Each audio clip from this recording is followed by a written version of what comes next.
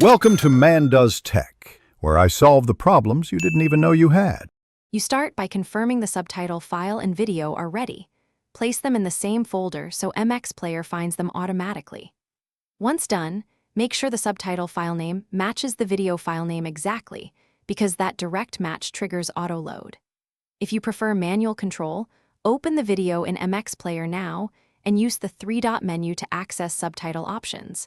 This first step prevents mismatches and speeds the rest of the process. Now load the subtitles. Tap the three-dot menu, select Subtitles, then open to pick your local SRT file or choose Online Fetch when you don't have a file. Once loaded, play and watch for drift.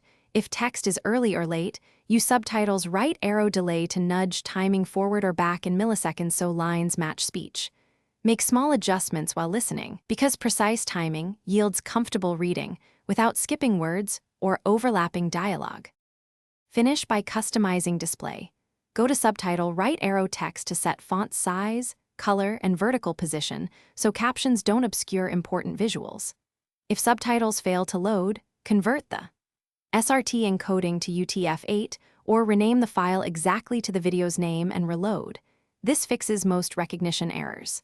And if timing remains off across the file, make sure to retime the subtitle with a subtitle editor, because a permanent timing fix is better than constant manual delay.